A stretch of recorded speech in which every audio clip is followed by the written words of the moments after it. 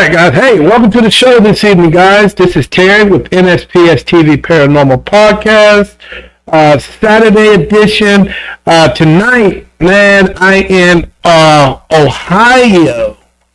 I'm talking with a friend of mine, Joe Campbell. This guy here is a very interesting guy, man. Back when, oh man, how many years ago, Joe, did you first come on the show? What, 2-3 years ago? Yeah. I was like one of your first interviews. Right, hold on. Something, I can't hear you. Can you hear me? I can hear you. Well, I don't know what is going on with my mic. Okay, can you repeat that, sir, again? I was like one of your first interviews. You asked me to come on the show. Wow, dude, that has been so long ago. We must have had a great conversation that you was I must have had some kind of effect on you, man. Great conversation. But dude, I was so green back then, man. I'm seasoned a little bit, you know. You still require a little tenderizer to put on there, but hey, that's okay, you know. But with enough said, hey, man, how's the family? They're good, man. The wife's here, my dogs, my son. It's all good, man. It's all good. How is the team doing? Any new members?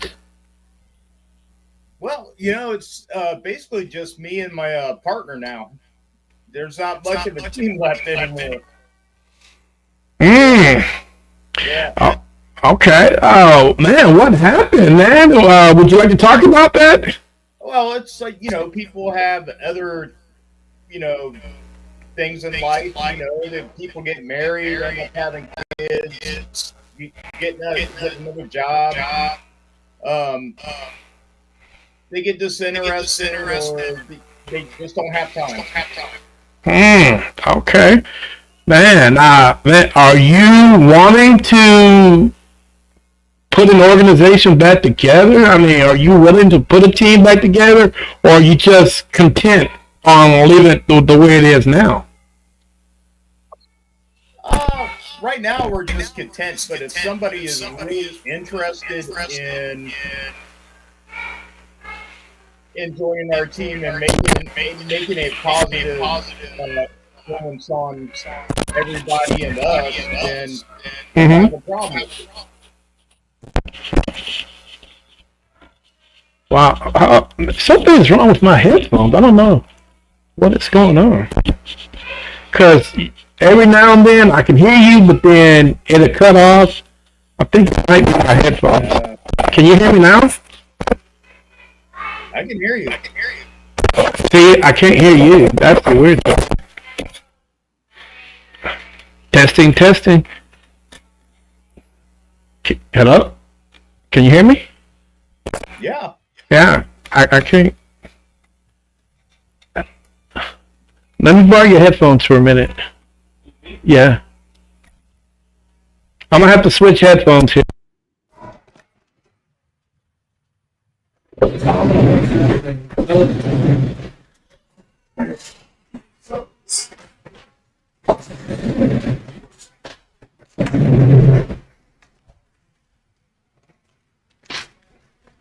Oh my God, these things are big.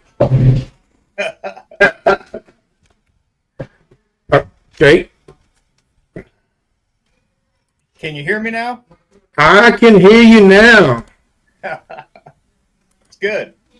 Okay, let me cut it up a little bit. All right, testing. Can you hear me? I can hear you. Okay. Man, dude. That tells me you got a pretty big head. I just got more hair. You ain't got no hair.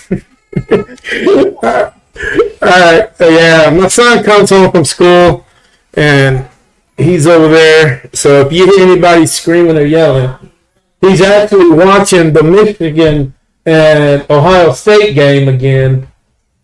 I know that's a dark day in Michigan, Ohio history, but man, that game, I would have watched it. It was a pretty interesting game, it seems like. Terry, I'm a Notre Dame fan, so Oh, that's even worse. I care less about Ohio State more than that. Oh, okay, cool. God, dang it. All right, man. So what's been going on with you guys up there, man? How is investigating going? You know, just lay it all down to me. 'Cause I know it's been a while since we spoke. Yeah, man, we've been to Madison Seminary. Adam Kimmel, he owns the place up there in Madison, Ohio. Mm-hmm. That place is very active. Done Fairfield County Infirmary, which is down the street from me, about 15, 20 minutes away from me. We've done that quite a few times. The Gill House. We've been to Indiana a few times, investigated out there. It's been really cool. We've done Paracons and different things like that. So yeah, we've been busy, man. Oh, you guys are so lucky, man, because Paracons they actually far and few when it comes to Texas. I mean, I don't even know why that is. I think, oh man, the ones that I know of, hell, it's one. I think one Paracon probably comes in the state of Texas. I mean, I really don't know why that's the case, but I think that should be a little bit more than having one for some weird reason. I mean, it seems like they always are great in the Midwest and the Northeast, but as far as Texas, no, dude, Paracons are far and few. And I really wish they would, you know, be around a little bit more, because I think it brings a little bit more to the table when it comes to the paranormal community. People from, you know, that really don't know about what we do can actually come in, see a little bit, talk, educate, you know, and go from there. But dude, I mean, it's really hard getting a Paracon down here, and like I say, I don't even know why. Yeah, I don't know. We have a good time with it, man. We sit there, we talk to people, we interact with people, and people come and say hi, and they buy some of our merchandise we have, and we try to gather up, you know, our what we sell, like the t-shirts and hats or whatever, for better equipment or something we need at the time or whatever. So it's a good time. Even if we don't sell anything, we like going there just to hang out. And yeah, dude, it's all. I mean, it's all about the networking.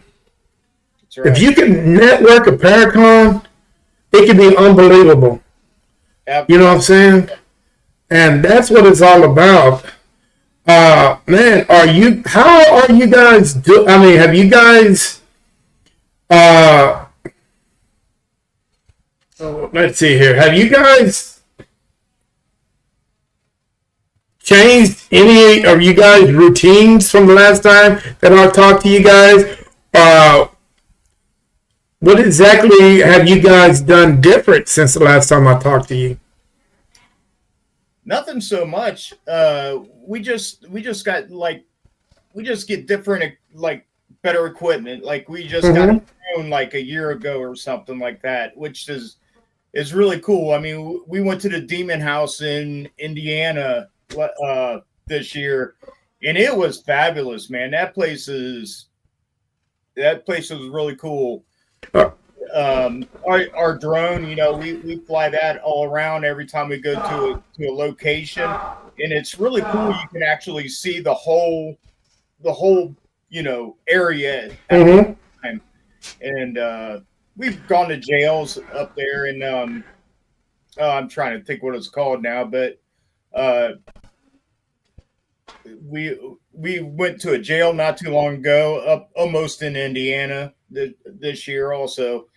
It was like right beginning of springtime, I believe, and that was a good time also. Okay. Now, I see you waving your hand, your arm around, but you didn't move your other arm around. How much did you pay? I was wondering, did you lose an arm or a leg to get into that location? Because, man, it seems like these locations are getting a little bit more expensive than they were 5, 6, maybe 8 years ago. How do you feel about that? It's terrible, actually. It's like, the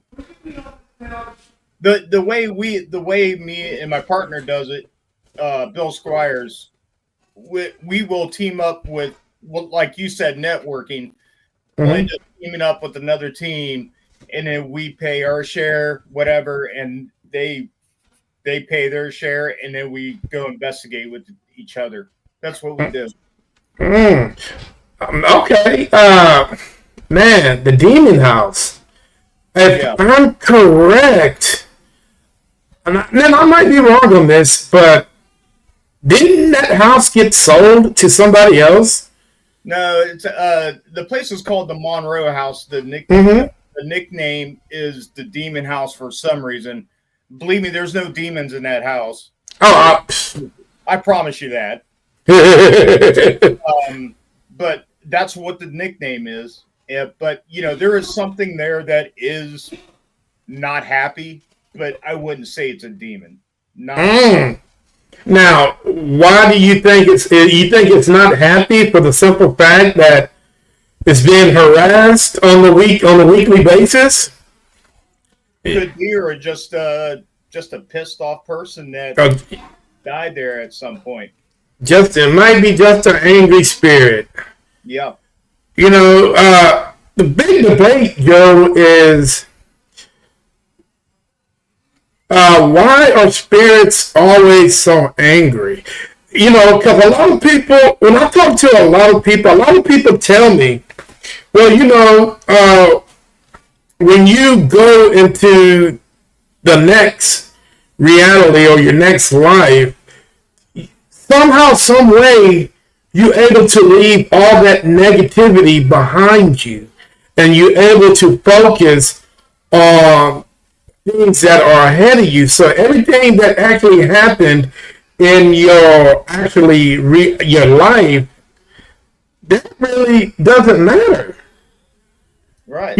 So why do you think spirits are continue holding on to, their life? I mean, goddamn, dude, if somebody stole your beard, don't be angry about it.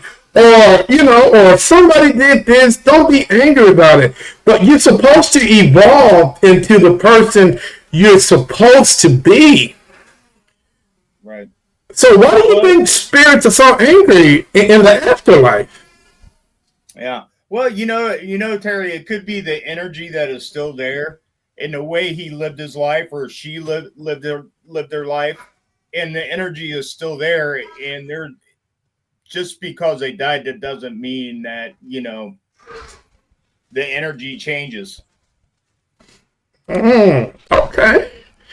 Because I know, man, I've been to a lot of locations, but the one thing about me, Joe, I've never came across an angry spirit. Now, I don't know why that is, but I've never came across one.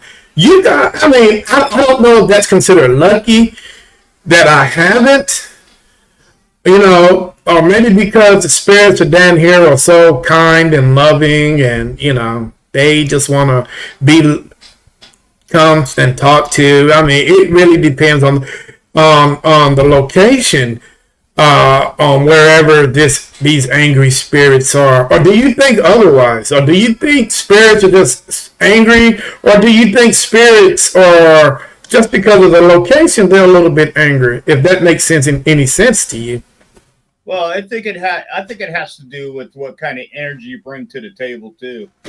If you end up coming off like Mr. Badass or whatever, Mr. Paranormal Investigator, they're not going to be happy with you whatsoever. Um, if you go in there with kindness and respect, I believe that you're going to get a fair shake. Not all the time. Right. Well, not all the time, because there was times when you know, we was like, what's going on? But other than that, but I think they're there to try to scare you, try to make you leave. Mm. they're there to try to hurt you or anything. Because if they wanted to hurt you, they could hurt you. You're not Right. going to hurt them. Now, is it possible that spirits and ghosts can do reverse psychology on you? What you try to do to them, they would turn around and do to you. Because I had a conversation with another gentleman that I think he attends a university, and his big thing is spirits will always do reverse psychology on you, because in their reality, they're trying to make contact with you the same way you're trying to make contact with them. Do you think that's possible? Absolutely. I mean, you got some spirits that try to manipulate your mind. Oh, I know you are. That they think that they try to make you think that there's something that they're not. Mm-hmm. So, I mean, I have gone to investigations like that to where the homeowner actually believes it's this, and then you find this out, and they try to manipulate you also. But if you've been in this field as long as we have, Terry, then you can't get played like that. Right. So yeah, there's like some sort of thing where they want you to believe that they are a certain thing or a certain person or whatever it is, and it usually doesn't work on seasoned paranormal investigators. Right. What have you guys in Ohio had an increase in residential cases? I haven't lately, but during the COVID, I did. Because down here it's been a increase in residential cases down here, and I normally don't do residential cases, but there are a lot of those cases popping up now, and I'm not knowing why. Is it possible that something bigger is on the horizon and it's shifting the balance in their reality? Or do you think that people are getting a little bit more aware of what we do, and they're getting a little bit aware of the possible haunting that could be possibly in their residence? Which one do you think it might be? Well, it all depends. A lot of those people that we end up going to visit for an investigation, a lot of them watch too many TV shows, for one. Mm-hmm. And you have, of course, all those TV shows that are on TV is garbage and they're fake. So they actually believe that they have something in their house all the time. We went to a place like, I think it was last year or this year, I can't remember when it was. This woman absolutely had nothing in her house. Nothing. We got absolutely nothing when we were there. But she kept pulling up her doorbell camera, the ring doorbell camera, Mm-hmm. showing us dust. That's cool. Like, come on, man. There is sometimes you go to a place, which we did, and the woman got scratched, and I got 3 different names out of this house. Mm. One was dated back from 1870. We looked it up on the census, and we found her in 1870 in that area. But we couldn't find the other 2 people, though. Oh, So wow. she had something going on, and hey, you say, hey, can you please be respectful? Tell me your name. We want to know who you are. That night, I got 3 different names out of that house in one night. Interesting. What? Yeah, that's crazy. Yeah. So a lot of these home people, a lot of these home investigations, they're not lying. They actually witness stuff, but then you got the other half that actually believes that there's something there. But when you go to investigate, because you have the tools to investigate to help them out, when you absolutely have nothing to go on, Mm-hmm. you know, who knows why? Right? Yeah, and I come and I'm realizing that, and I'll talk to people about this also on other podcasts, is uh, 10, 15 years ago, paranormal investigators really didn't figure this into a haunting or, but people that have mental problems are a big part of what's going on. For the simple fact, and I was talking to someone a couple days ago about what these pharmaceuticals are putting in the medication now, and so on and so on and so on. We really don't know because they really don't disclose that type of information. But they are, some kind of hallucinant drug, drugs that help you with your heart. It might have that type of drug in there that might help your heart, but it also has side effects. Yeah. Side effects might make you see things or hear things, or it kind of makes your mind run, wander, and all that stuff. Do you think that contributes to some of the residential paranormal activity that these people allegedly think that they're having in their location? I think it has something to do with the disease they have. If you have depression, if you have anxiety, if you have, if you have autism or whatever, what we were told was they attract to those people more than they attract to people that have more of a strong will, that don't need that kind of, the pills or anything like that. So they can possibly attract themselves to weaker individuals. Yeah. And you know what, Joe? I can actually see that because a strong-minded person carries a certain aura about them. Spirits know, like, hey, I'm not going to mess with this guy because I might not have that opportunity. But this guy over here is kind of weak, and I have an opportunity to do what I need to do with him. So I'm going to jump for this guy instead. So I can actually see that. And as much as it sounds kind of weird, it kind of makes sense. You know what I'm saying? It's a lot easier to manipulate somebody that they know that has these problems, and then when you have depression or anxiety or whatever, what we have always been told was you can manifest your own demon or whatever. And so when you go to these places and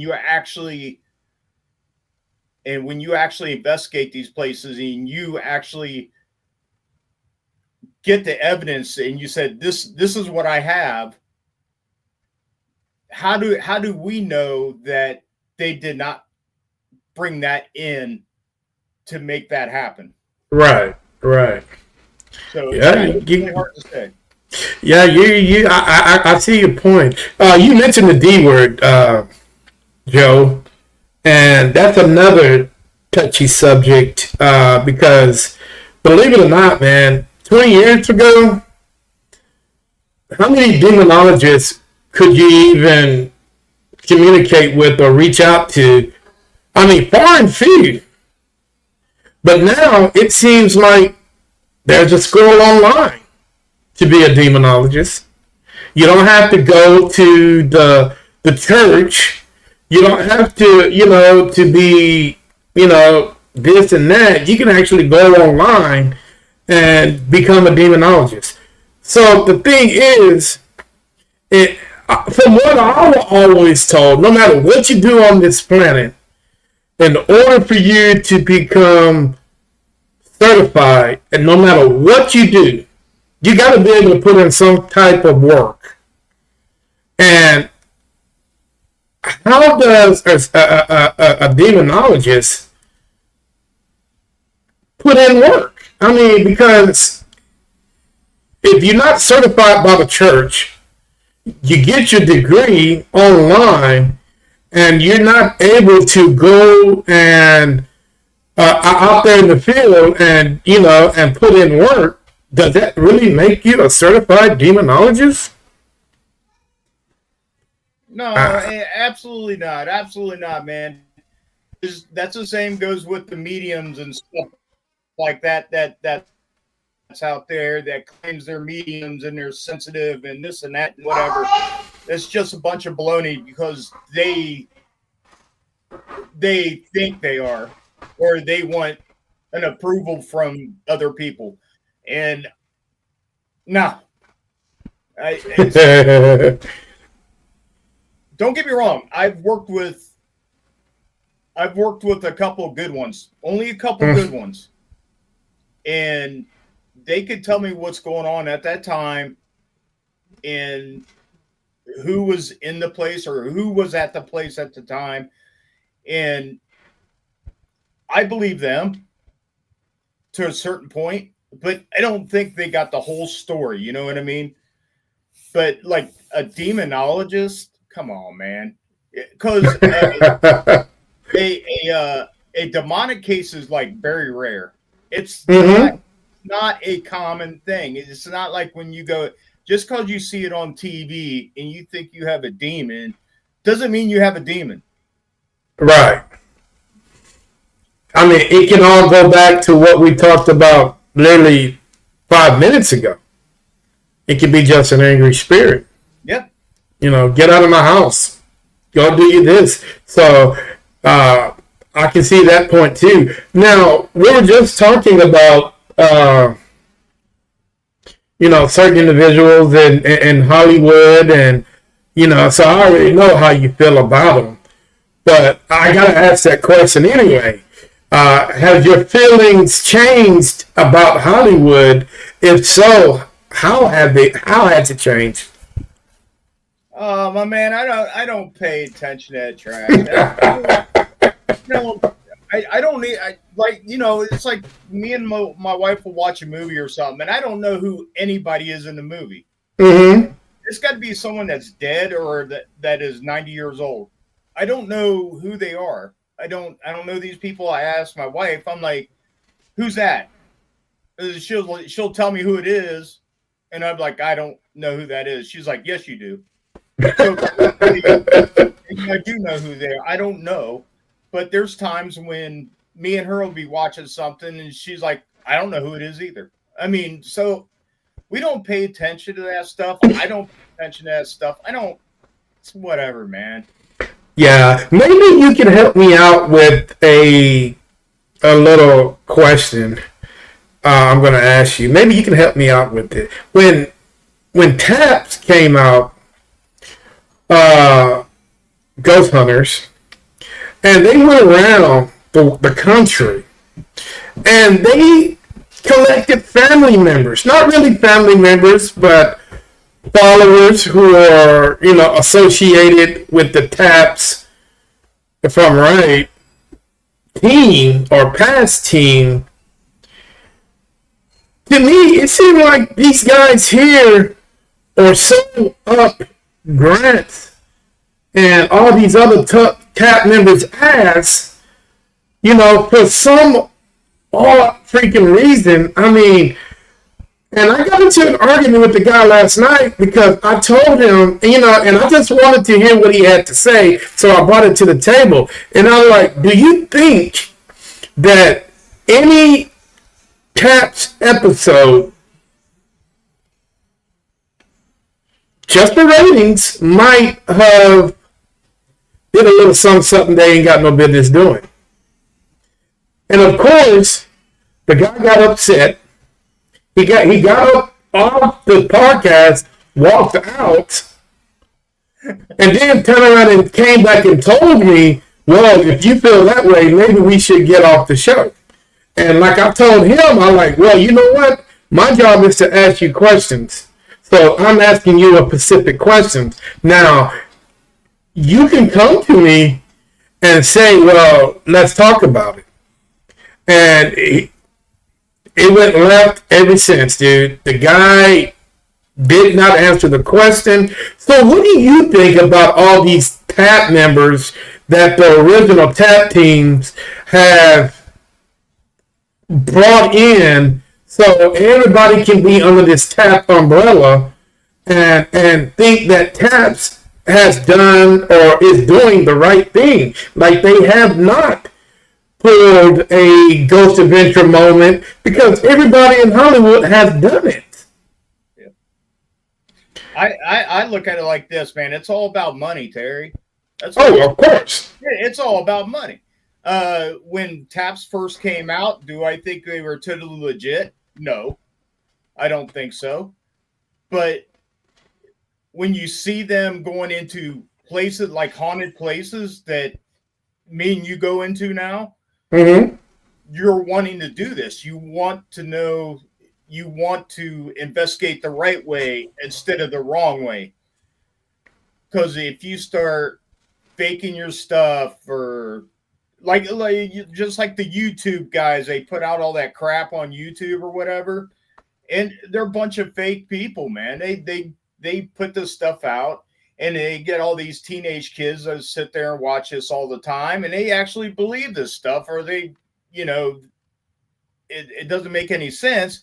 But, they get as many members as they want. It's all about ratings. It's all about money. How much money can you make me? Now, see, you mentioned something else that's troubling, and which I'm going to talk to you about. You mentioned the kids, the younger generation. If the younger generation is looking at this garbage, what do you think they're going to do when they decide that they want to go out and investigate? Well, and I have witnessed some of these younger teams that come in now that has never investigated or whatever. They use cell phones now. Yeah, I would never use a cell phone during my investigation unless I'm taking a picture. Yeah. And I don't know why that seemed like to be the new norm when it comes to paranormal investigators now. They're putting down the camera and pretty much using their phone. Now, I know why they're doing it, because they're doing it for the clicks, likes, and, the guy that was commented 3 minutes back said he saw something. So you're going to go look into that footage, and you're going to go and see whatever allegedly that he saw. So everything is all about clicks, likes, responses, and so on and so on. But we really need to pick that camera back up and start doing this the right way. But do you really see that happening anytime soon? No, because as many times these kids are going to get on YouTube, or grown adults or whatever, they get on YouTube, they click on it, look for a paranormal show, and they'll see this crap going on where, someone acts like he's scared, but there's nothing to really be scared about. I mean, it's, and then, they got their cell phones out and they download these apps and they say, oh, this says this. Oh, this says that. That's all just trash. It comes from the social media thing. It comes from wherever. I don't know where it comes from, but we use stuff that's not connected to anything. Right. That's the way it should be. And I always say that a digital voice recorder is the best piece of equipment to use. I agree with you. What would you think the world would be like if there was no social media. Do you think paranormal investigators can still get their information out, still get their, their findings out to the world? Or do you think we actually need that social media to actually educate, promote, and so on and so on?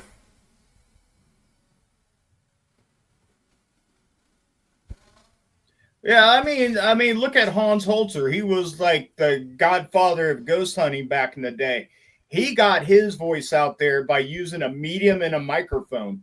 That's what he used, and a tape recorder. He showed it to as many people as possible, going into mansions, and people paid him to do this. So there was no social media back in his day. Right. So, he ended up becoming the godfather of ghost hunting, just self-promoting himself for what he does. Yeah, he sure did.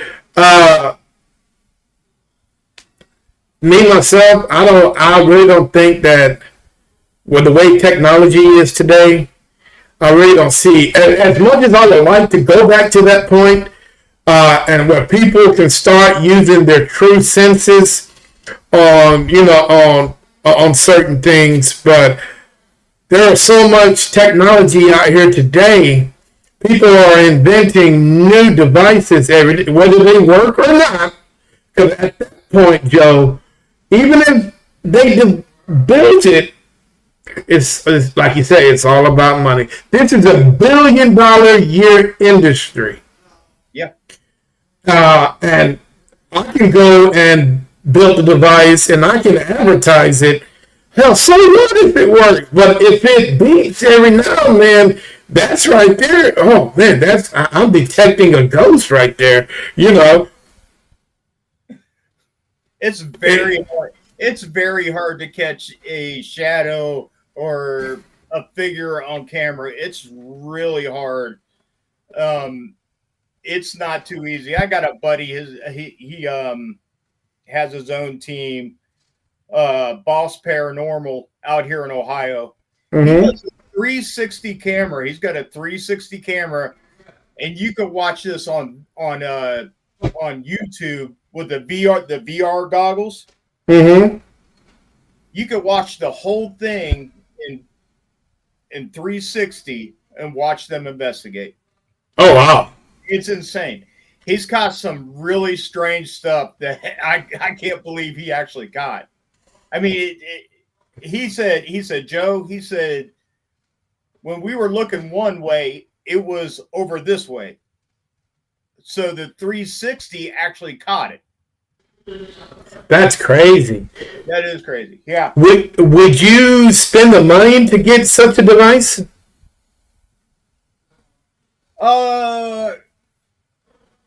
I don't have the money to do what he did. yeah, right. Neither one of us does. I can imagine what that thing costs. He said he destroyed like maybe $600 a camera. He like ruined like 3 or 4 of them or whatever, and they cost like $600 a piece. Woo! I got a mortgage to pay, man. I'll feel you on that. I got a mortgage and a car note. I don't think I can do something like that. It's weird as we sit here and talk, Joe. It's crazy how things are evolving from one thing to another. See, we started out just talking in this conversation on how about the price has increased on getting into these locations. Then, we were talking about how, the technology has evolved. Then we're talking about how, the way that people are investigating. It seems like everything is evolving. And to me, myself, do we really want to get left behind and become, even though the old ways work, but at some point in time, are we going to have to catch up with everybody else that are out there doing this? But you got to listen to this, Terry, right? I mean, you got to be true to yourself, man. You don't want to just start grabbing everything off a rack that everybody else is grabbing from, right? Exactly. You want to stay true to yourself. You want to do what's right, and you don't want to end up doing what these people are doing. They're just trying to get rich. That's all they're trying to do. All these places. I mean, we have Mansfield prison out here. You got to spend $2,000 in investigation, Terry. $2,000 in investigation. You want your team to go investigate. Wow. And people pay for it. I don't see how they pay for it or why they pay for it. Not me. Not me, brother. Well, as hard as it is to get into some of these locations, I mean, let's think logically. Are we not just paying for the name? Yeah. Because Allegheny. Yeah. We know the history of it. And that name puts a lot of fear into a lot of people because a lot of people went there and, they allegedly caught this, caught that, so by the word of mouth, they're putting that little fear factor in there. But if you spend $2,000 and you don't catch anything, dude, somebody's going to be pissed. Yeah. Won't be me. Well, a lot of these people like going to these places like Trans Allegheny Lunatic Asylum in Pennsylvania, stuff like that or whatever. It's because of the name. They're going to pay an assload of money to go to this place and investigate for one night. And trust me, in that one night, it's going to happen so quick. Before you know it, you're going to be out of there. And it's no, man, it's not even worth it on certain things. But I see people doing it. And people are wondering, man, should I spend this $2,000? Dude, if you got the money, for anybody out there listening, if you got the money, that's fine.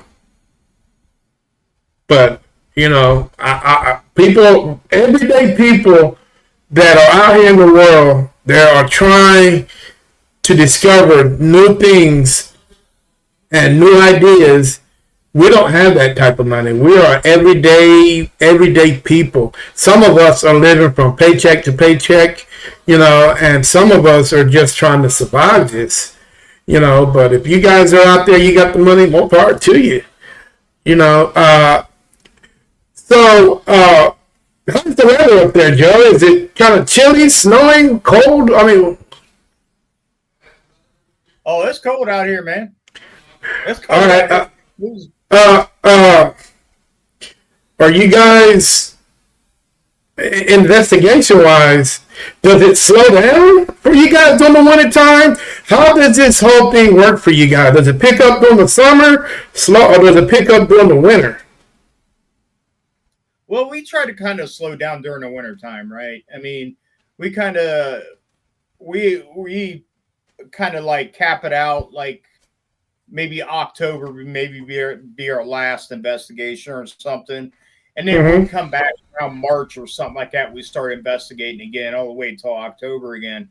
But we don't like to freeze anymore, man. I don't have right? I've done enough of that. I feel you. I feel you. Hey, how was your holiday? How was your Thanksgiving? It was good, man. How was yours? Oh man, I really don't celebrate Thanksgiving, but to get a chance to get the family together, my boys, that's what I do enjoy. So I spent a little time with them, and just talk, socialize, and have a little fun. The food is good, but as far as actually celebrating such a holiday, I really don't, but It's for each his own, or whoever does what they do on that day. But I can tell you, that goddamn Walmart was freaking crowded yesterday. I mean, it was unbelievable. Joe, man, me and you, I think we're about the same age. Dude, we can't do this forever. No. How many years you think you got left in doing this? Oh, hopefully a long time. I'm not really sure, man. It's really hard to say. I mean, you never know when your time's expired to do stuff like this, right? I mean, right? Maybe it's like a health thing. It's like if your health ain't the best, you shouldn't be running around these places or hitting a road like we do all the time and stuff like that. And that's when you like call it a day, right? Right. And plus, it all depends what the prices are of these places that want to price gouge you to come in. Dude, they're going to do that regardless, man. They are going to hit you for... They're going to hit you for whatever regardless. And... going back to that point, I won't understand it. I never will. But, people are going to they're going to set their prices. Set your price to what you think it should be. Don't set your price because, the lunatic asylum down the street is charging $8,000. Well, don't you charge $8,500? Set it where, because I always thought in a situation like this, and I might be wrong, but quality at that point is better than quantity is better than quality at that point, because the more people you get in a location and charge them less, I think the more money you can get compared to the more money you're going to charge and the less people you're going to get. So yeah, I mean, what do you think? I look at it like this, man. It's like if I got to pay a little extra to go to a place that's struggling, I don't mind doing it, as long as they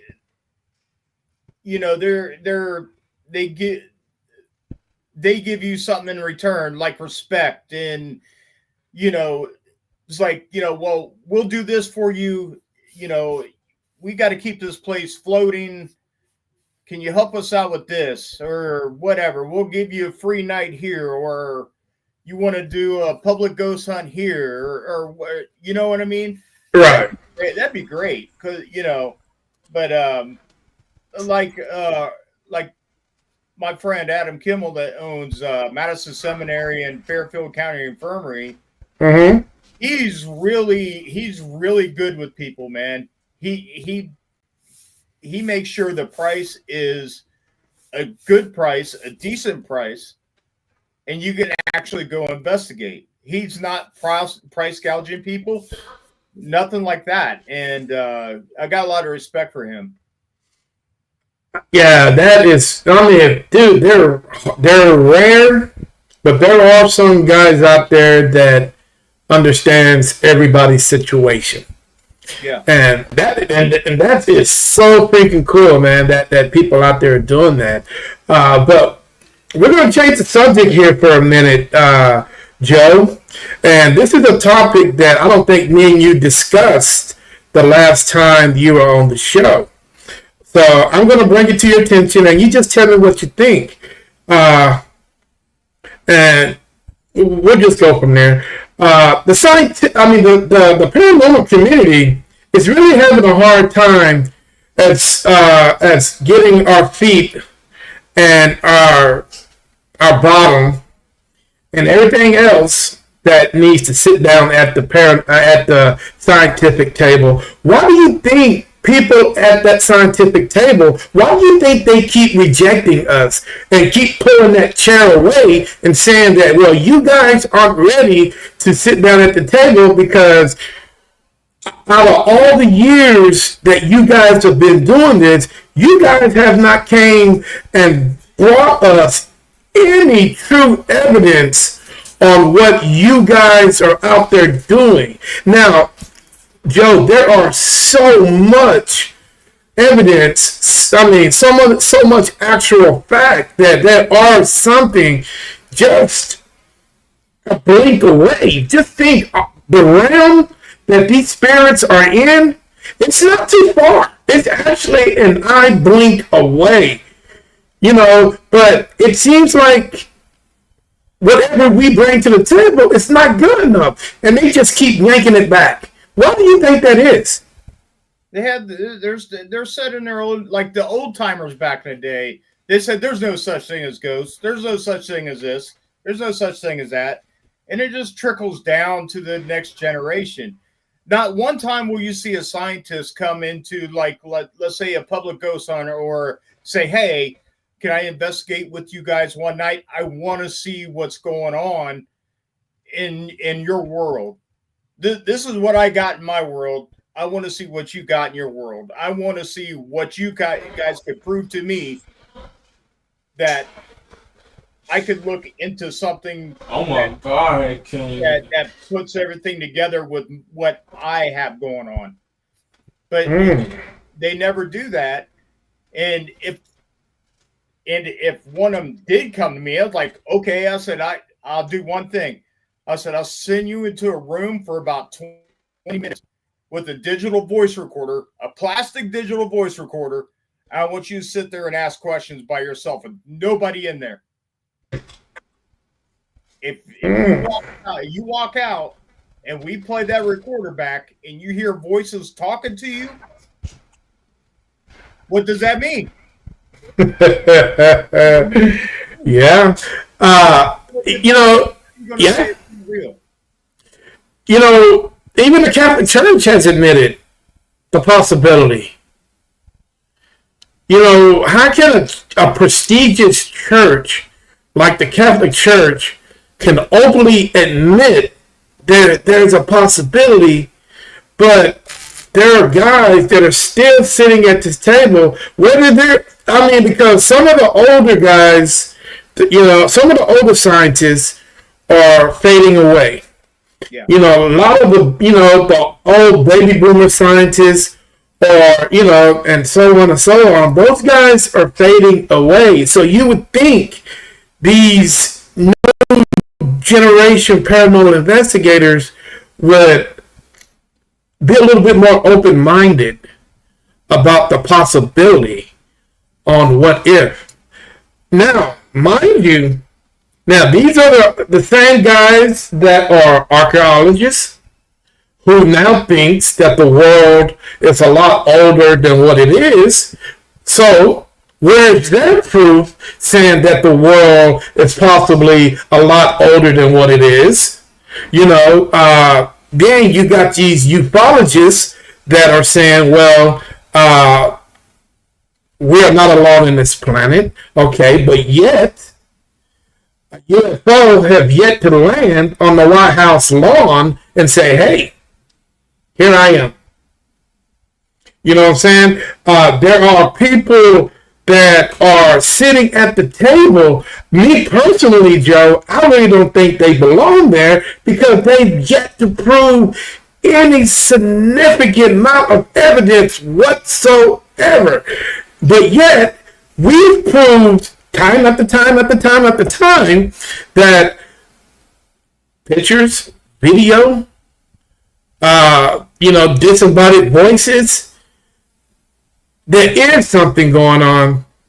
We get rejected, and it's frustrating, and I don't know if we will ever get to that table because they keep denying us. Right. Well, Terry, it's like this, Terry, right? And I'm going to say this, and I don't know if people are going to disagree or whatever. A lot of this happens to be our fault also. Because every time you turn on TV and watch a TV show, you know it's fake. You turn it on YouTube and you watch a show on YouTube from one of these terrible ghost hunter people that you see on YouTube, you know it's fake. They know this is fake. Everything they see on TV is fake. Now, if they was to go out on an investigation with me, you, or an experienced team that actually knows how to investigate, they won't do it because they'll think it's fake. I've seen this on TV. I don't believe you. So, sorry.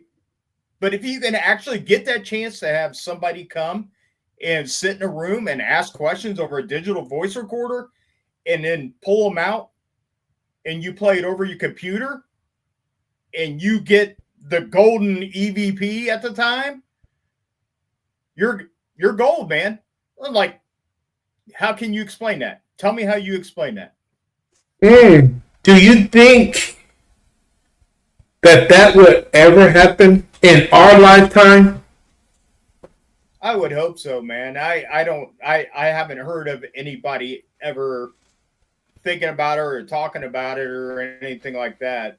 I mean, I don't know about our lifetime. I mean, it's like you got these new ghost hunters or paranormal investigators now or whatever.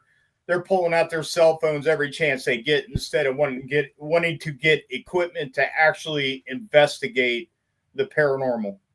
You know, it's weird because it seems like in every state, Joe, and I think there's one in your state, and if I'm right, they're coming on the podcast in a couple of weeks. There's always an institution of parapsychology or institution of parapsychology research.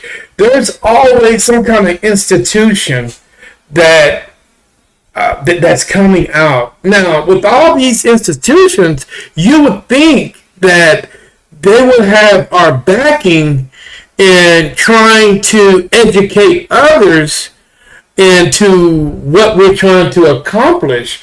But it seems like these institutions have their own agenda. You know, they're not really looking into wanting to help the average everyday paranormal investigator. They're looking out for themselves and trying to put themselves at the forefront of this controversy that is evolving around us as we speak at this moment. What do you think? Oh, yeah, man. I mean, it's like, it's like trying to teach somebody that has no idea what we do or anything. That'd be a nice like little school to like have people come to and show them what you do and actually have them going on a investigation and like I said, sit in a room or actually see a REM pod go off or something on its own, like on command or shuts off on command or but the thing is, these places that are owned by people that have these haunted places, they need to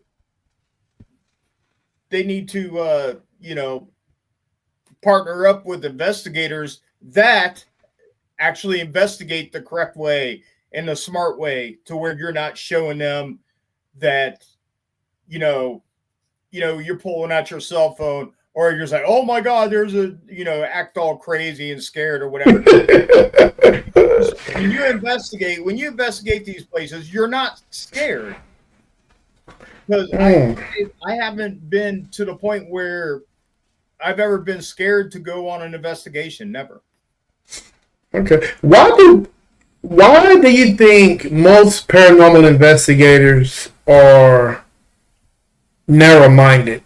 They're stuck in their ways of investigating, and the most thing that I don't understand, Joe, is they're stuck in their ways on what to investigate.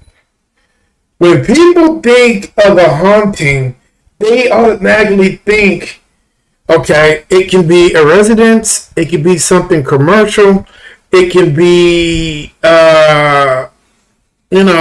anything that has four sides to it. That's not always the case. A lot of people don't open their minds and think about the possibilities of other locations that has the possibility of a haunting. Other, you know, other things like a car, a boat, or better yet, Joe, you know, a junkyard. People don't think about locations and things like this. They are so stuck on staying focused, seeing right there, tunnel vision. Okay, well, we can go investigate a house, or we can go investigate, a bar or something, but people have to understand everything that's man-made has the potential for a haunting. It doesn't have to be, a house or anything. The possibilities are endless when it comes to investigating a location. So I'm been preaching. I'm like, dude, we really need to get the hell out of this box because everybody is so trapped in the box. Dude, can you imagine 30 million paranormal investigators are in that box? Joe, they all gonna do the same thing because it's the norm. I mean, they all going to investigate the same way because that's what everybody is saying. But you got 3 people. Nope, 2, 4, 6, 8. You got 8 people on each. You got 2 people on each side. Each one of those guys are outside of the box doing their own thing.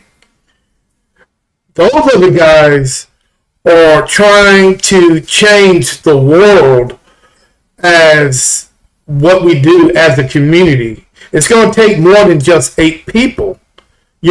So like I tell you guys, all you guys that are listening, man, you got to start thinking outside the box when you guys are out here. Just don't think that, okay, this house, anything and everything is possible. Yep. Anything and everything. And for 30 billion paranormal investigators doing that, man, it's mind-boggling to me. Yeah. It's mind-boggling.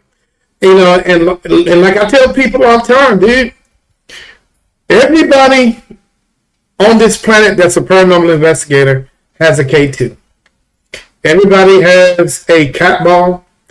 Everybody has this and that. Can you imagine if you were to line up every paranormal investigator from your location, and how far is your location to Cleveland, Ohio? About 3 hours. Okay, can you imagine lining up every paranormal investigator, line them up on that highway, and tell them to put all their equipment, lay it out? How many people on that highway would have the same equipment? I agree. Everybody. So at what point are we going to open up our eyes and minds and start thinking that we got to evolve as paranormal investigators? Because me, Joe, that's the reason why we're not sitting at the table, because we've yet to evolve as a community. Once you evolve, everything is opened up. You're seeing things a lot clearer. But, until that happens, we never, ever are going to take that seat at the table because, like you say, people don't take us seriously, and people, these little devices that we got, are they really reliable? Let's think logically here. A cat ball, if you guys dabble in cat balls, any vibration can actually activate it. And where's the one thing that you guys put a cat ball? Cat balls mostly go on the floor. Am I right? Or you might put it on the counter or wherever it needs to be. But most likely, if you're in a prison or a jail, most likely they're going to go on the floor. What is the one thing that's always on the floor.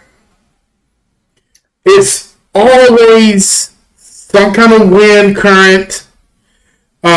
You know, especially if you're opening up a door, that wind is going to shoot through, or whatever the case may be. There's always something down there that can affect that cat ball. So if a cat ball goes off, could you actually call it? I mean, could it actually be substantial evidence? I don't know. I don't think so. Well, that's the same with the K2 meter, right? We go into a place to check for high EMF, Terry, and then we go in there and check for high EMF. If we get it or not, after we're done with checking for high EMF, we put the K2 meter away. We don't keep it out. We never keep a K2 meter out. It's not a reliable source of a piece of equipment. It's Right. not. It's I can tell you, and, you know, and just like REM pods, can you actually say that a REM pod is consistent with an investigation? Not all the time. Not all the time. Yeah, there's times when it'll sit there and just do nothing all night, and then that thing gets hit. There, you know what I mean? I mean, if it just keeps going off, then it's like, yeah, there's something wrong with it. Yeah. I mean, my REM pod, if I set it on a counter or I set it on a floor or I set it on a bed or something like that, and if it's not doing anything for the longest time and all of a sudden it gets hit, a piece or energy actually hit this REM pod for some reason. Yeah. And there's times when, you know, say, hey, can you light my REM pod up, please? Or light the device sitting up on the counter. And you get clear responses out of that. I mean, it'll go, and it's like, then sometimes it'll just keep going. It's like, hey, can you back off that device that I have sitting on the counter? And then it stops. Right. You know, the weirdest thing, I mean, some of the best devices, equipment out there, Joe, or some of the best devices that are not meant to be used as, you know, devices for the paranormal. Now, the one device that I've always wanted to experiment with was the actually Simon Says game. Pretty simple. Bam, bam, bam, bam, bam. Then next thing you know, they'll do it. And, you know, then what happens is the computer does it. Then whoever's sitting right where, if you ask a particular spirit to do it and they'll go tap it, dude, it cannot get no better than that. I can actually say that works. You know, but I actually don't know anybody out there that yet to experiment with that device yet. But I think it's capable of doing that. But there are so many things out there that people, you can walk by every day and, you know, and not think nothing about something that has the potential, and it doesn't cost you anything. You know, and there it is right there on the shelf. And you just let it walk right past you. Well, there's an equipment guy out here in Ohio. His name is Austin Maynard, right? He builds all kinds of equipments like ink boxes, spirit boxes, different things like that, whatever. He builds all this stuff. He actually made a Simon a Simon game piece of equipment for somebody to use. It actually has an antenna that sticks out the middle. Mm-hmm. And like you said, if you play it, if something actually hits this antenna, like energy hits this antenna, those lights will go off. Interesting. What do you think? Have you seen the YouTube video about these guys using regular doorbells for, not regular doorbells, counter bells for, you know, investigation purposes? What is it? was it a closet doorbell or closet bell or? No, these are regular counter doorbells. When you walk up to the hotel and nobody's there, you go tap that bell and it bing, bing, bing. It's called dead bell or something like that, right? Something like that. But these guys, now I don't know if that was really the way it really went down, but when I saw that video, I'm like, wow. Does these things really work? Because the way they did it, they actually went up to the bell, they set the bells apart with no strings attached. I actually didn't see nothing. They lift the bell up, make sure, you'll see in it, make sure there's no devices in there. There's no strings attached. Even if there was a string attached, it would never hit that tapping. You might pull it, but the tapping is what you want. And there was a location where, man, the bells were being tapped constantly. I mean, it was amazing that whoever, and the power it took to actually tap those bells the way they were doing it. One for yes, tap two for no. So there was active communication there, and I was really impressed with how they were able to utilize such a small device, something that costs 89 cents at the store, and they were able to use that to actually communicate. And I'm like, well, man, I got to get me a couple pair of those. And I went out and got me a pair of those bells, and I put them out, and I didn't get the results that I wanted, but do we ever get the results that we wanted? Yeah, I mean, not all the time. So if we wanted, can you imagine if every time we put a new device out and somebody was to, communicate with it? Damn, dude. Hell, everybody in the paranormal investigator would be so easy at that point. But the way they did those bells, dude, Right. was so freaking cool. 89 cents. It was low cost, and it's really low maintenance. And it was really cool how they did that. Would you consider using bells? Yeah, why not? I mean, hell, you could just like have it sitting somewhere or whatever, and you could put it out there and just like it's not connected to the internet, it's not connected to anything like that or whatever. You put a bell like on a table or something, you leave it there. If you actually hear a ringing, I think that would be. Yeah, I think that would be more validated than actually a cat ball, because you actually would need the force to tap that bell compared to having that cat ball on the floor and wind, or it depends if your floor is leveled or if you take a step. The vibration from your step would probably activate that cat ball. But we know with that damn bell, it literally takes force to tap it. And that is what, and I'm thinking, I'm like, damn, man, I better go get me two just to see if this really works. And so far I have not been successful, but I'm not giving up on them yet, because I think the minute those things, somebody tap that, I think I'm running out the damn door.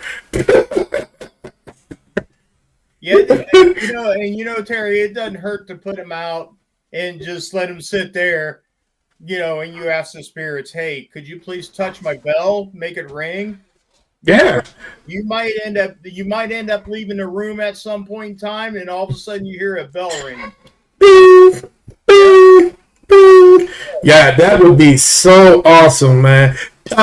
Joe, do you have grandkids? No. Do you? Is there any in the future? I don't know. That's totally up to them, I guess. Interesting. Me. Yeah, I hear you, but I a legacy man. I love my legacy. I love what my ancestors brought before me, and I'm throwing it on my kids as well. And hopefully they'll throw it on their kids. What I teach them, and it should last a lifetime. But the one thing that these kids are lacking today, Joe, is, I'm pretty sure you've seen it, the lack of respect. Yep. The lack of respect is something that is another concern that I have for the paranormal community.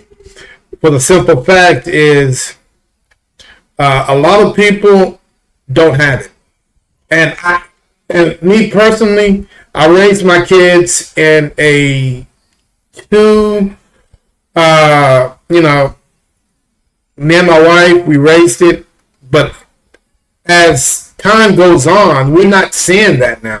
We're always seeing single family households. Majority is probably the mother, the grandmother. So the father is not always around for whatever it may be.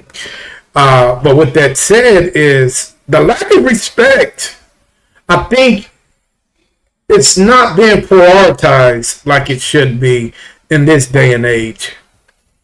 How do you feel about that? Hey man, it's what do they call that? The woke culture or something or other. Everybody's Terry. Everybody's feelings get hurt, and back in our day when we were growing up, they didn't care if our feelings were hurt. Hell no, they didn't give a damn. So now you got people always concerned about what other people are doing, this and that, and it's a mess. So with that being said, with the lack of respect, and that's a main thing that, as far as paranormal investigators, that's one thing that I think as older paranormal investigators, that's the main thing we bring to the table.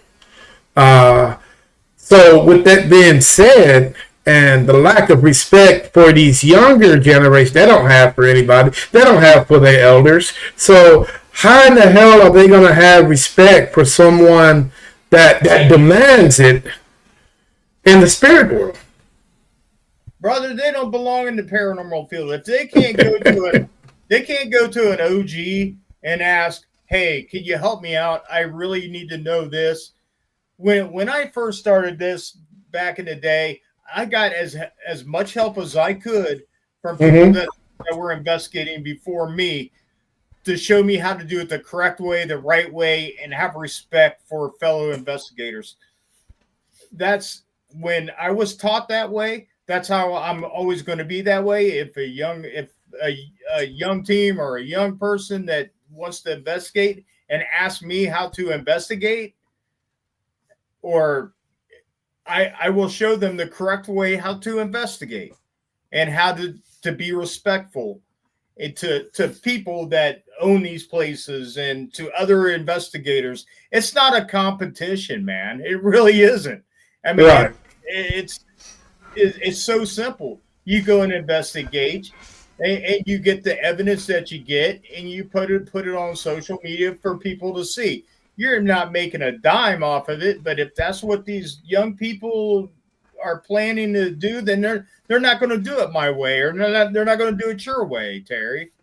Right. Now, with that being said, is if these guys aren't having the respect that you need, but they also don't have the communication skills also. So if they can't have respect, if they can't communicate the right way, like you say, they need to go do bass fishing. Yeah, they need to find another hobby.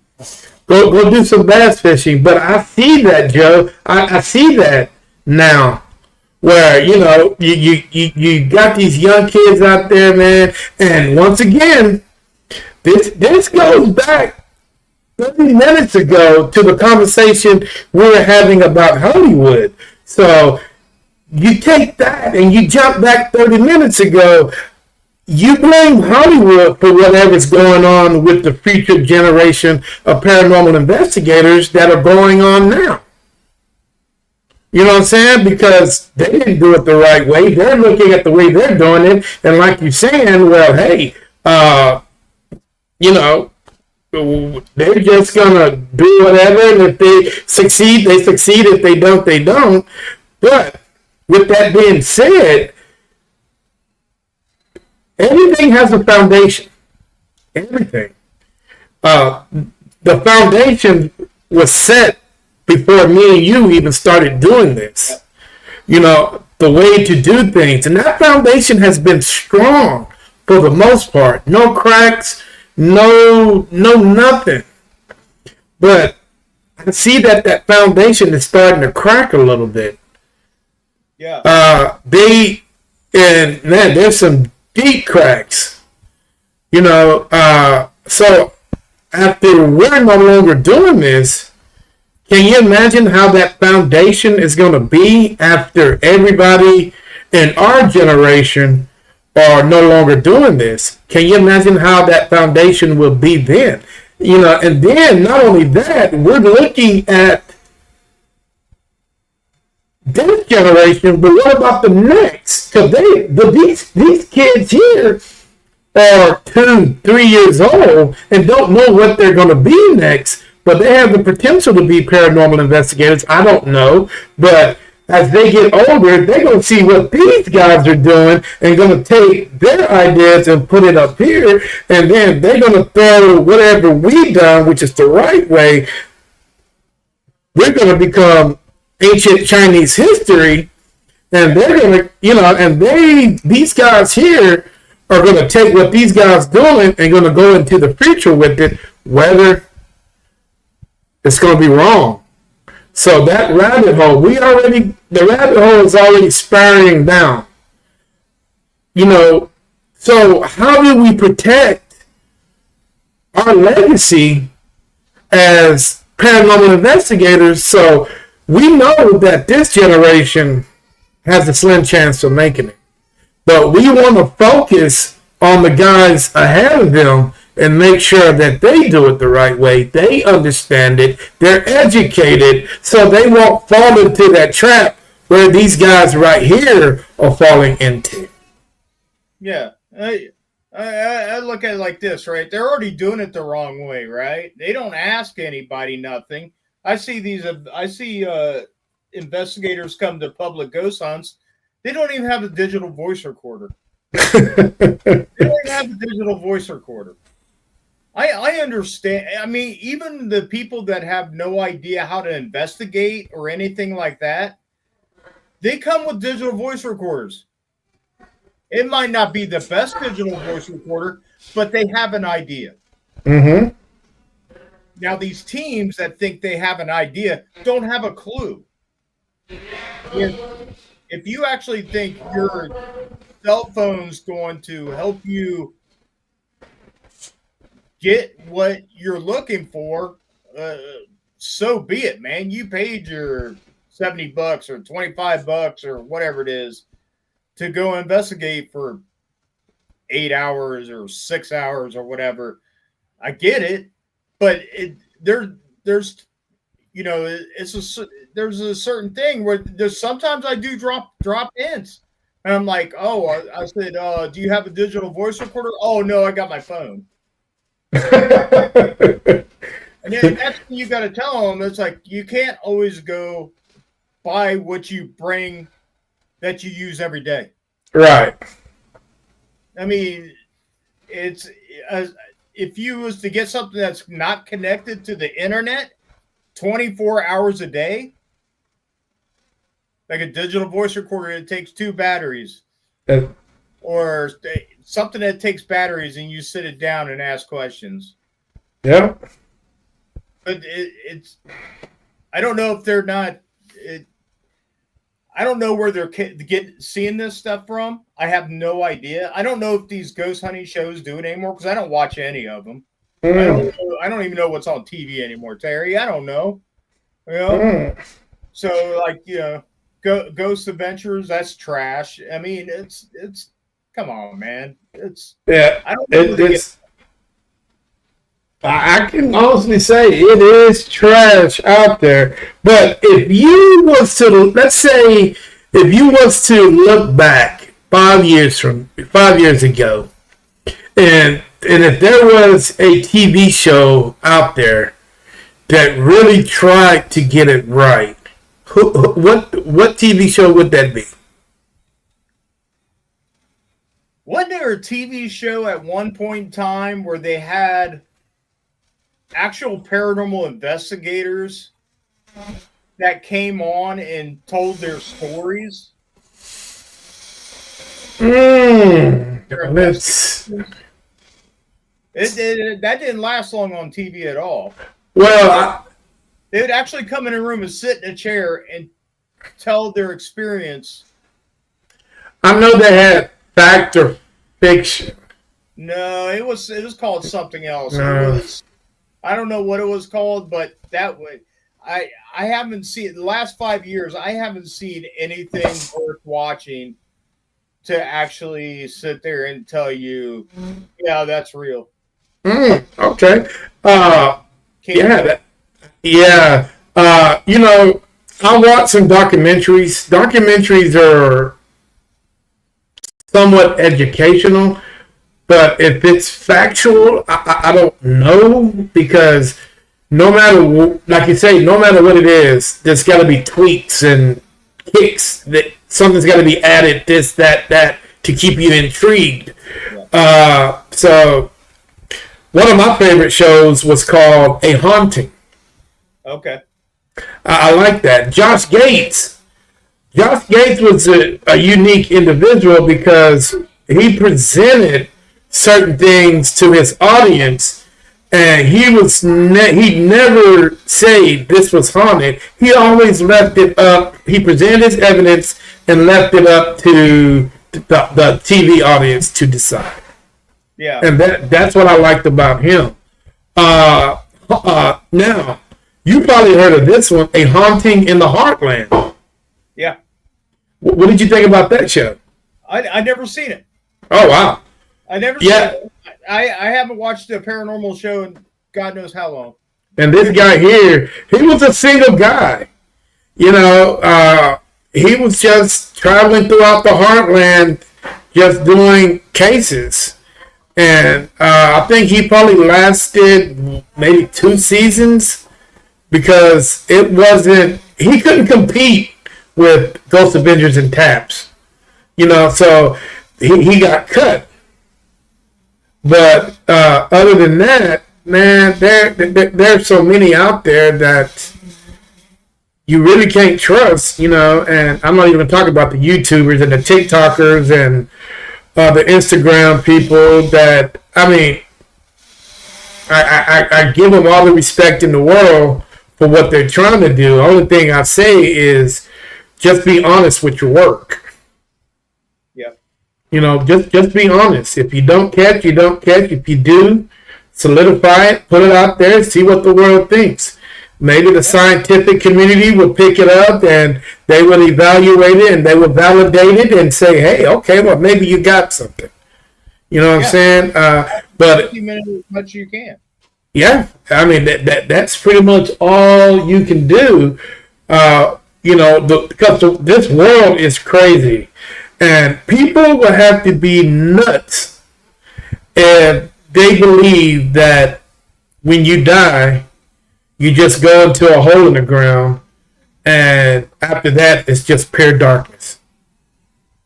There's too much energy in this body for me to just go into nothing.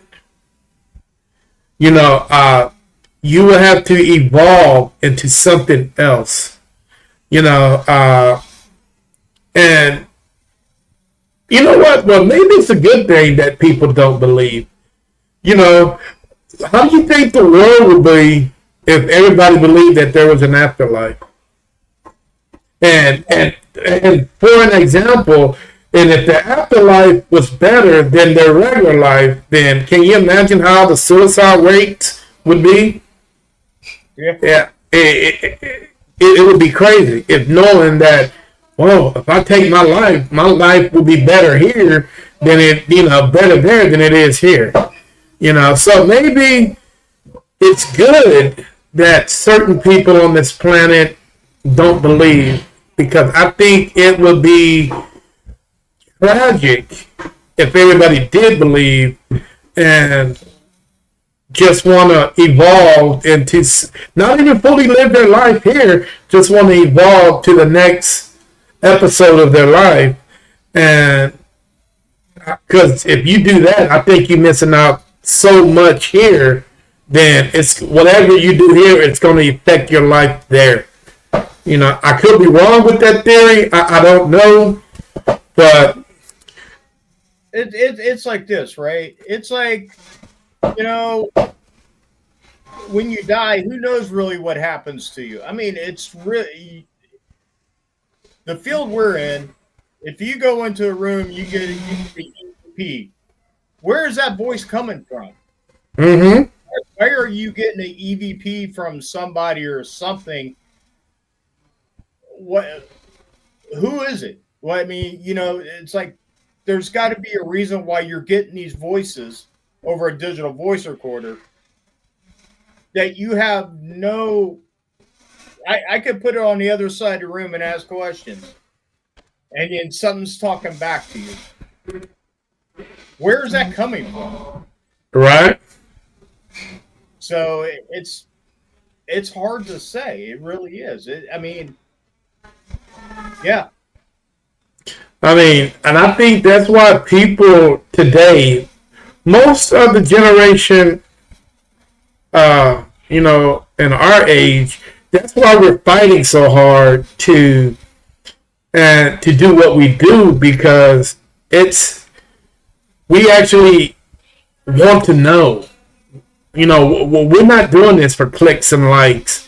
It's honestly, at our point in life, is we want to be able, and trust me, Joe, what you are out there investigating might be a little bit different than everybody else. The reason why they're doing it. Most people are out there because they're curious, but curious and actually wanting to know, it's totally two different things. Would you agree with that? I can be curious all day, but people that really want to know are putting their heart and soul into this. People are being curious. Okay, I'm curious today, but I'm not tomorrow. That's your average. I want to be a ghost hunter, but I'd rather sit on the couch. Exactly. Every once in a while, I'll go to a public ghost hunt, pay $25, walk around for an hour, and then go home. Yeah. That's what you get. Now, to be honest with you, man, and I've been honest with you throughout this whole podcast, there's a big difference. A lot of people say there's not, but there's a big difference between a seasoned paranormal investigator that's been doing this for many years and a seasoned ghost hunter. A lot of people say the two are one, but in my mind, I think they're separate. You know what I'm saying? What do you think? Absolutely. When you start out, you're a ghost hunter or whatever you want to, but you want to graduate to. It's like being in school, Terry. It's like you want to it's like being in school. It's like you want to be a ghost hunter, so you're a ghost hunter, but the highest grade you want to get is to be an investigator. You want to be that investigator. People know and see who you are. People know your name. You want people, and you want to show them what you know. That's what it is. Just being a ghost hunter, those are the people that are going, that's right, I'm a ghost hunter, look. Okay. Don't you want to be more than that? You want to go? Don't you want to investigate all sides of the spectrum? You know what I mean? Not just Exactly, because once again, if like we talked about 10 minutes ago about that four-corner box, ghost hunters are also in that box because for the simple fact that all they do is they ghost hunt. They don't do little research. When they're out there, they're not able to go and explain things. They don't educate. They just go ghost hunt.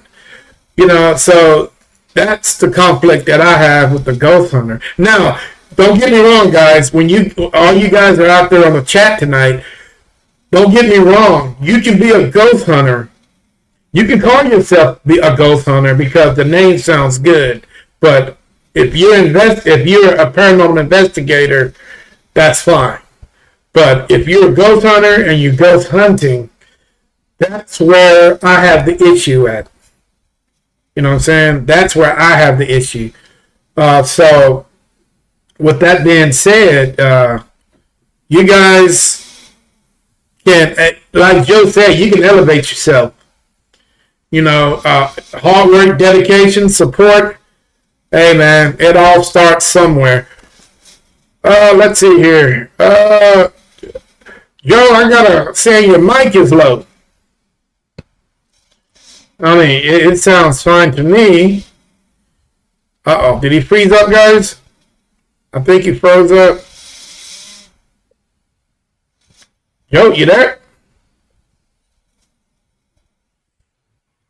I think he froze up. Maybe he'll come back in a minute. Hello?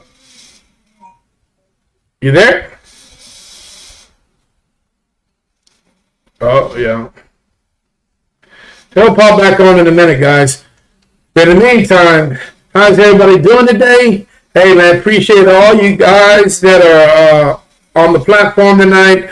I know it's the first weekend of the holiday season. I know a lot of people are out there shopping. Oh, there you go. All right, there you go. I got kicked off. Oh, man. All right, so, yeah, man, getting back to the convo, don't get me wrong. I just think there is a lot of, and that's another reason why we're not sitting at the table, is because we're too divided on what people want to do. Like, for an example, like going back to the scientific table we were talking about 40 minutes ago, everybody's unified who's ever sitting at that table. If you're an archaeologist, those guys are unified because they understand one idea, and that is to discover. When these guys are discovering new civilization that's been gone thousands of years ago, all those guys are unified as one when they do that.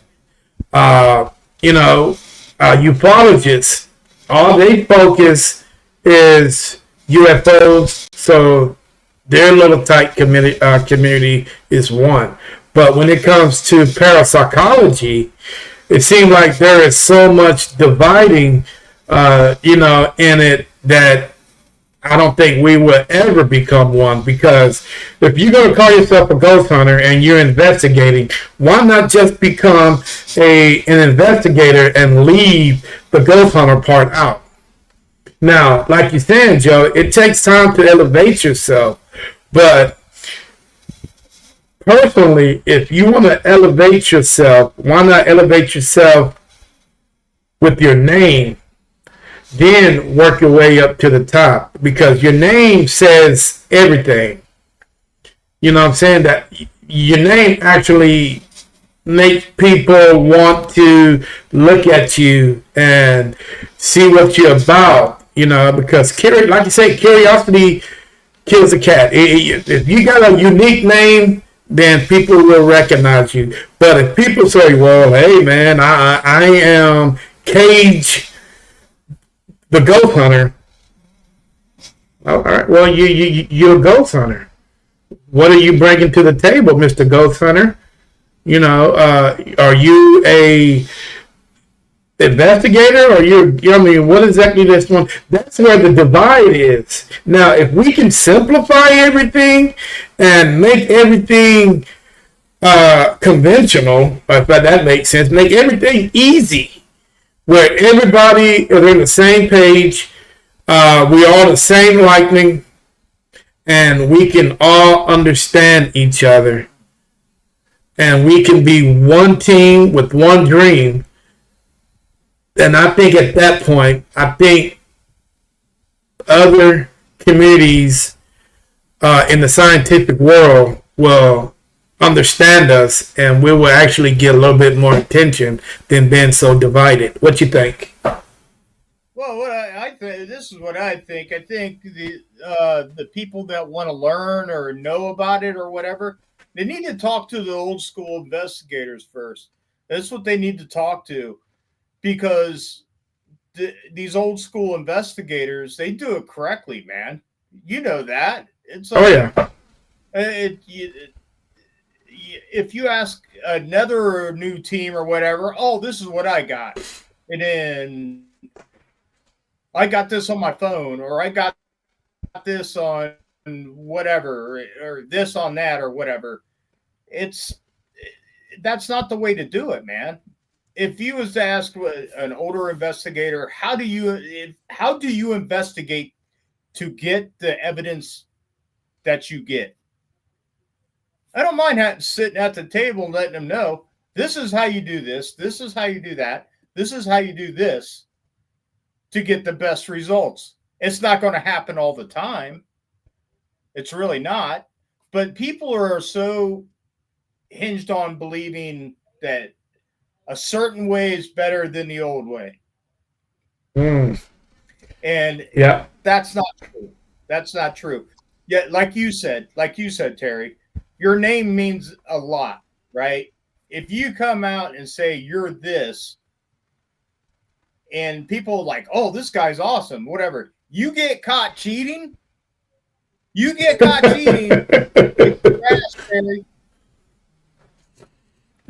Hey, it's really hard. Yeah.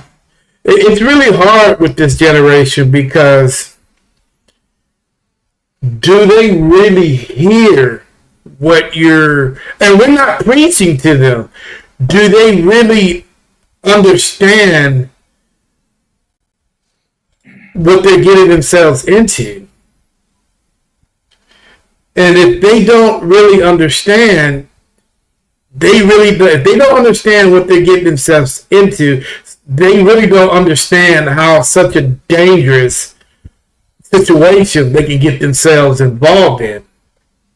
A lot of people think that what we do is so easy, but Joe, if you had to list a paranormal investigator from 1 to 10 on just how dangerous it can be, what number would that be for you? It could be a 10. It could be a 10. If you come in trying to act like some sort of badass, and you're like screaming at something, and your whole team is coming in there yelling and acting crazy or whatever, you could end up getting followed home, man. You could end up getting followed home, or worse. You can't do that. You got to go into these locations with respect. If these places that are very well known for the paranormal community, and these places are a hot spot for paranormal activity, you go in with respect.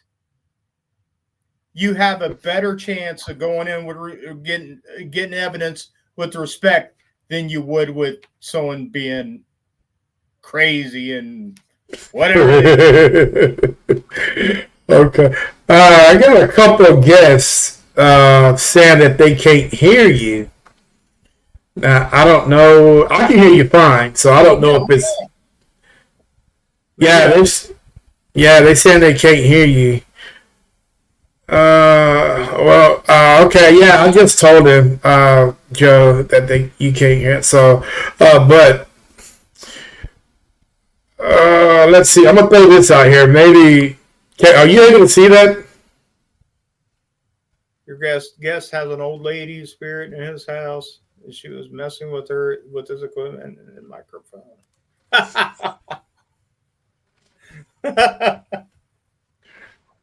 Yeah, yeah. Do you believe in clairvoyance and mediums, and how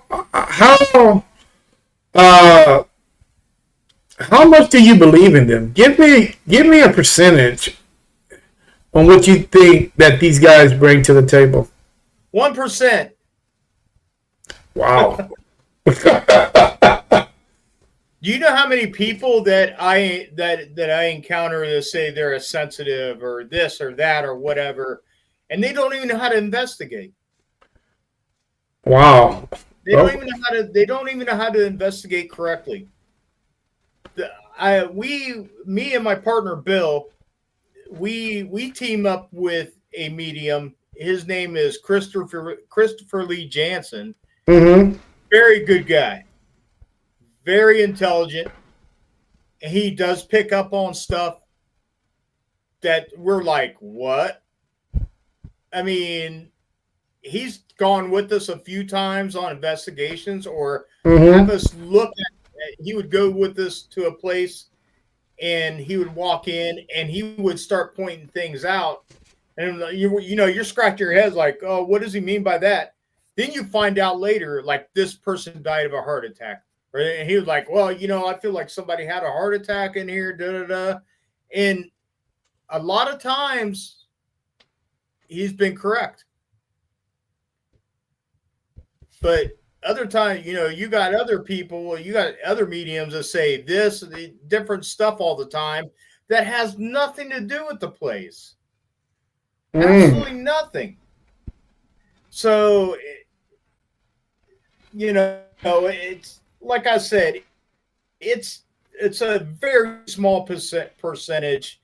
If you're going to tell me you're a medium, you got to prove it to me that you actually can sense things or whatever it is. I mean, there's times when this is only by experience because we've been doing this for so long. It's like we'll be in one room and go to another room and it feels heavy. You know what I mean? Or you get the cold chills or whatever. You know that something might be there. But that's just our natural instinct as investigators. I'm not saying that, that somebody's there, but it's just the change of the atmosphere at the time. Okay, interesting. I've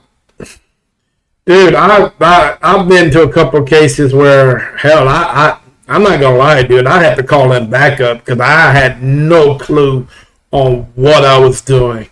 Man, I came across just a couple of residential cases that I was I was working on a case for almost the same location, trying to figure out what was going on for almost a year. Man, my team went in, we investigated. We know there's something there, but we could not give the client not the evidence. We gave him evidence. We could not give him the answers that he really wanted. So, to ease things down, we went in with less instead of more. I always found out going into investigating a location, especially a residential, you need to have less members that are part of the team than more. So when we did that, we went back to the location, and I realized, like, oh man, let me get somebody on the phone that I can help, that can help me, and I was able to do that. And we were able. This clairvoyant was perfect on the dot every time we went in there. She was able to tell me exactly what I needed to know. We were able to push this thing outside of the house, and we were able to give the client what they needed. At first, I wasn't able to do that, but with her being there, we were able to do that. Everything that we saw, she validated. Certain things she told us before we even had a chance to tell her. So now there's a problem. We have a problem now because whatever we pushed outside of the house is no longer able to go in the house. Yeah. But there's a situation outside of the house now. Yeah. Yeah. So, no. So we got to figure out on how to cleanse the property. Now the property is 2 acres. I don't have enough salt to do that, to protect the whole surrounding around the house. So we got to figure out how to help this guy because he called me up telling me that a couple of his puppies had passed away. Yeah. So we don't know if the thing that we pushed out the house was a part of that. Could be. Like Irene said, it's a brand new can of worms now. I mean, we're dealing with something that's, hurting and killing. So we got to figure out how to handle that situation. So actually, I went from making something a little bit more comfortable for the client. Now it has the potential to be explosive because I think when the spirit is outside of a location, it kind of quarantines itself. But now when you're outside of that box, like the spirit is, it's able to generate more power, more energy than what it did inside the house. Because now you're dealing with nature. They're able to draw in all that energy from weather, and it has the potential to be explosive. So we got to figure out on how to handle that case. And Irene is the one that really helped me with that case. It's just something that eventually we're going to have to step back into and figure out what's really going on out there. I want to help. I want to. Oh, go ahead. A lot of these people they go out and get shamans and things like that or whatever. These people actually help out the land and different stuff like that. You might want to look into a shaman. You know what I mean? If you can find one, and maybe they can help get it off the land also. That'd be very interesting. I think Irene knows one, but in order for that to happen, it will have to be done remotely. Because I think this guy, I think he's up there in Ohio, where you're at, Ohio right now. But man, it has. You see how I was able to help something out, help them out. Then when I kicked them out, it just re-energized to something a little bit more crazier than what I expected. Have you ever run across something like that before? And if you did, how did you handle that? I never really ran across something like one time we did. We actually did an investigation in a house in Indiana, actually. And they weren't responding to us. And so when they weren't responding to us, the homeowner, she said, "Hey, well, let me try." So she went and did a EVP session in her children's bedroom. Mm. So, and all of a sudden, she's like, "Why are you bothering me? Why are you here?" Or whatever. And then over the digital voice recorder, it said, "We like your pain." Oh wow.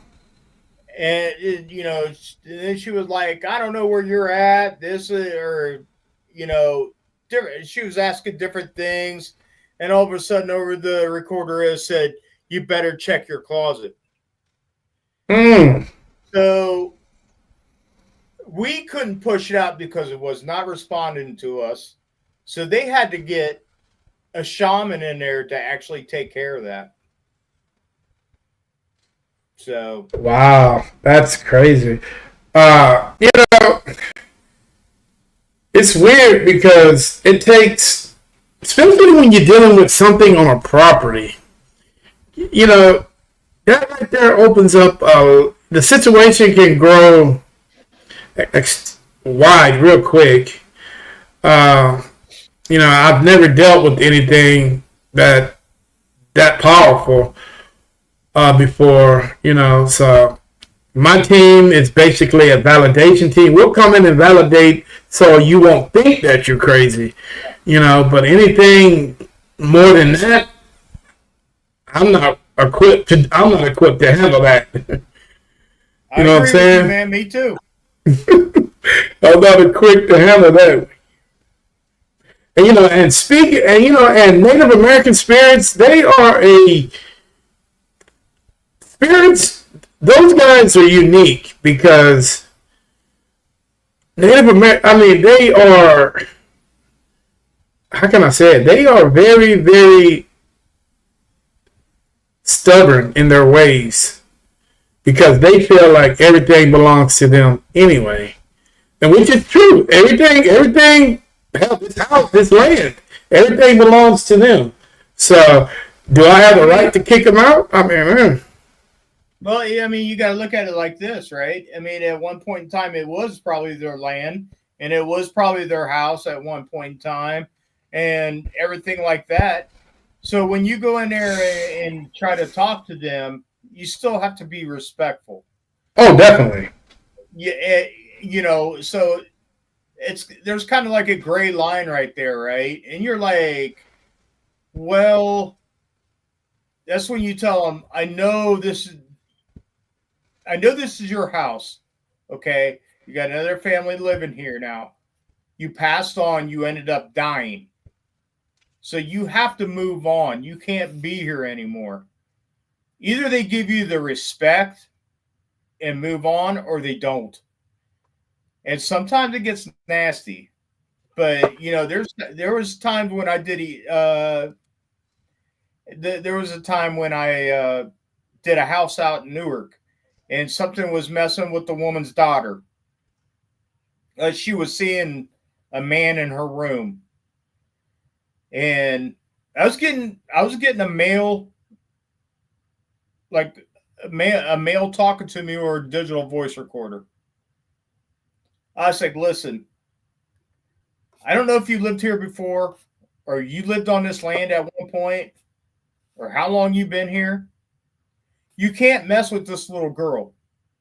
You cannot be communicating with this child anymore. You're Mm-hmm. scaring the child and you're scaring the mother. You need to move on and you need to leave and stop doing what you're doing. And 2 weeks later, I called the woman up and I says, "How is everything?" And she's like, "My daughter has not hasn't talked to anybody one time since after you left." Interesting. So it's about the respect. Yeah. How sensitive? I'm gonna got two more questions, and I'm gonna get you out of here, bro. Question number one is: how sensitive do you think a child's mind is? Oh, it's very sensitive. I mean, I believe they could see things we cannot see, and they can hear things that we cannot hear. Mm. Their mind is not fully developed like ours is. Mm. So we got a cover over us. They have. Yeah. And do you think that's the reason why when they hit a certain age that cover comes down and they lose their ability? Yeah. You know, the more they it's weird. The more they mature, the more they forget. Yeah, but some of them don't, and it's weird how some people are able to maintain that their capabilities, you know, and dude, and like I was telling somebody a couple of days ago, if I knew now what I knew about parapsychology, and I had all that knowledge I had now, and I went back to my child age with that knowledge, I'll be a badass paranormal investigator. I mean, I would be, man, everything that ever bothered me, everything I've ever saw when I was growing up, man, I don't think I would be afraid of it. I mean, I would literally,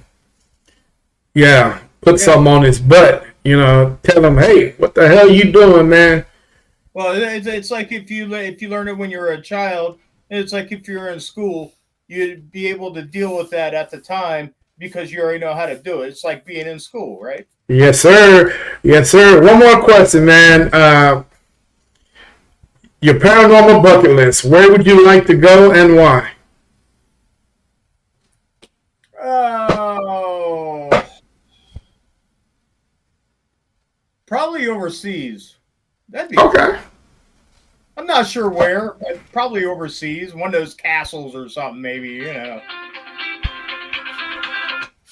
Probably one of those castles or something. Okay. Anywhere else?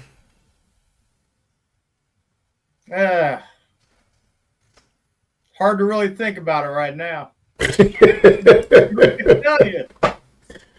Okay. Well, Joe, man, it has been a pleasure speaking with you again, my friend. Man, I wish you nothing but success in your continuation of educating, teaching individuals about what you do. Hey, I will support you to the ends of the earth.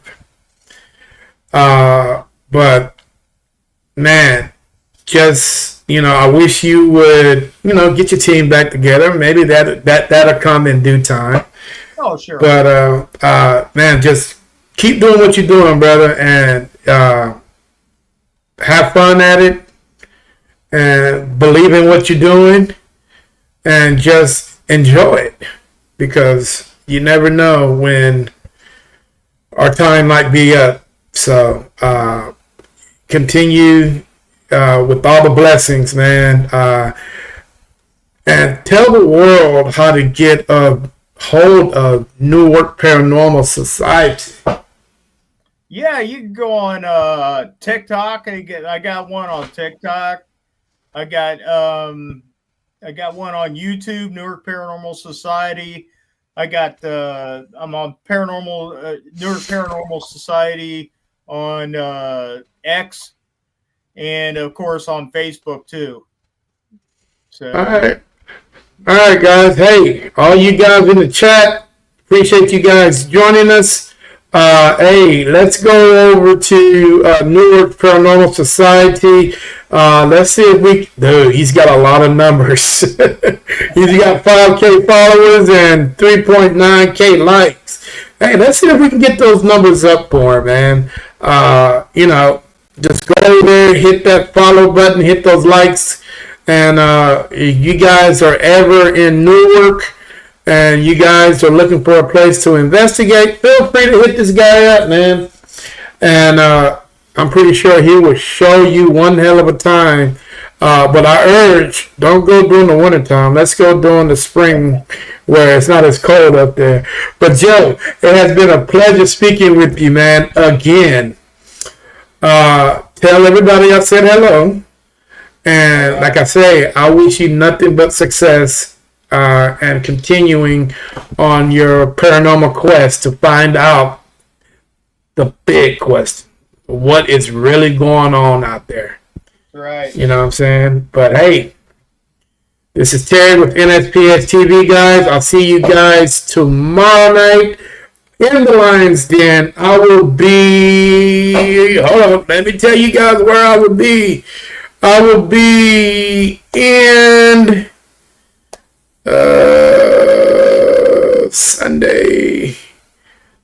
I will be in Bowling Green, Kentucky, with a team called Tri-State Paranormal Research and Removal Society.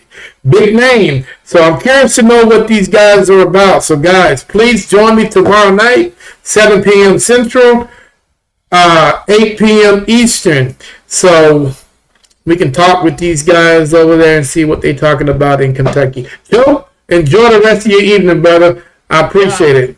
I love you, brother. Hey, if you ever want me to come on here and yap again, don't hesitate. I'll come on here and yap with you. I'd like to. Hey man, you know what? I just might. You know, the craziest thing is, why you never put a podcast together? We did. I mean, What happened? Kind of do it during the winter time. Oh man, it ought to be whenever you're not investigating, you should be podcasting. I agree. You know, because there's so much information out there, man. There are so many people out there that are needing your support, and you got a lot of support to give, man. I mean, you got so much insight, so much information to give these young paranormal investigators. I think you should start doing it up. I really do. But in the meantime, guys, enjoy the rest of your Saturday, and I will see you guys tomorrow in the Lions Den. All right, Joe, you have a good one, brother. Later on, my brother. Yes, sir. Have a good night. You too. The ones who died with blame, shame, the ones who died